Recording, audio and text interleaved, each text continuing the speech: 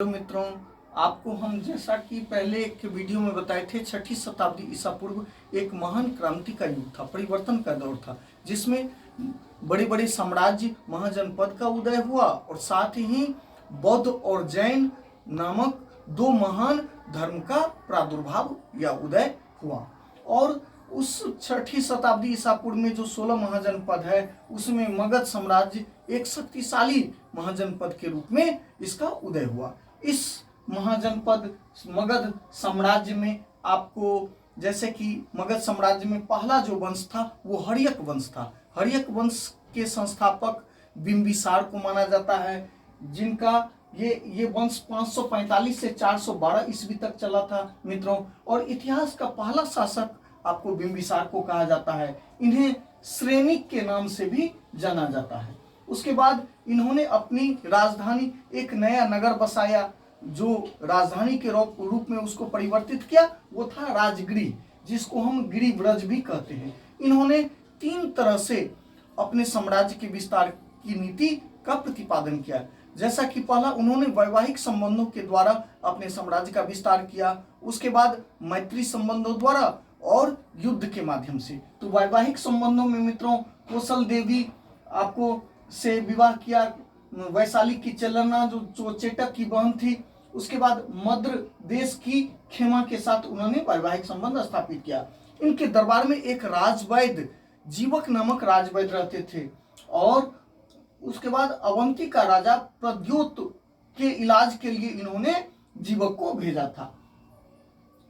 इनके दरबार में हर्यक वंश के जो संस्थापक बिंबिसार थे, इनके दरबार में महागोविंद नामक वास्तुकार, इन्होंने ही राजगृह शहर का वास्तुकार था।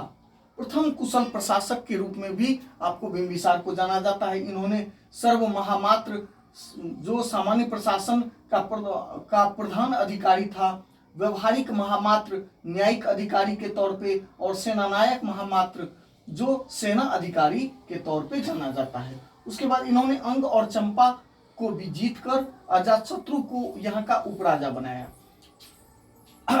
बुद्ध के मित्र क्या, यानी कि बिंबिसार जो बुद्ध के मित्र थे, जैन और ब्राह्मणों के प्रति भी इन्होंने सहिष्णु व्यवहार अपनाया। लगभग 28 वर्ष तक इन्होंने राज किया। इसके बाद इनका पुत्र अजातशत्रु ने मित्रों, जैसा कि इतिहास में वर्णित है कि इन्होंने अपने पिता की हत्या करके राजगद्दी को प्राप्त किया था। इसका शासनकाल 493 से 461 ईसा पूर्व है।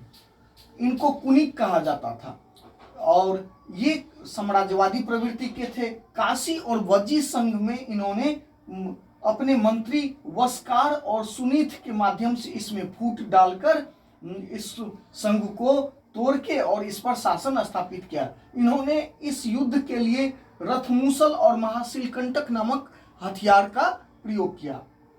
और शासन के 8वें वर्ष में, यानी कि अजातशत्रु के शासन के 8वें वर्ष में भगवान बुद्ध का निर्वाण होता है। उसके बाद राजगृह के सप्तकर्णी गुफा में इनका जो है सो इन्होंने प्रथम बौद्ध संगीति का आयोजन किया था, जिसके प्रथम अध्यक्ष महाकश्यप थे। और साथ ही प्रथम बौद्ध संगीति 493 ईसा पूर्व में हुआ था। और सूत पीटक और विनय पीटक का इस प्रथम बौद्ध संगीति में आयोजन हुआ। ये किसके काल में हुआ था मित्रों? अजातशत्रु के काल में।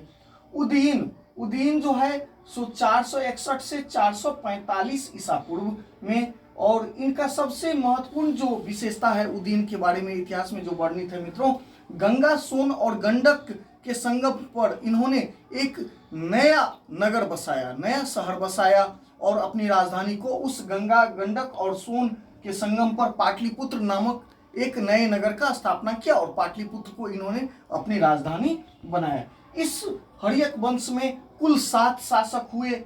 उसमें अनुरुद्ध, उस उदयन के बाद अनुरुद्ध, उसके बाद मुंडक, उसके बाद दर्शक, उसके बाद नागदशक। अंतिम शासक नागदशक की हत्या शिशुनाग नामक जो है सो उसका मंत्री ने उसको करके पराजित करके अपदस्थ करके शिशुनाग वंश का स्थापना किया। थैंक यू मित्रों, बहुत बहुत धन्यवाद।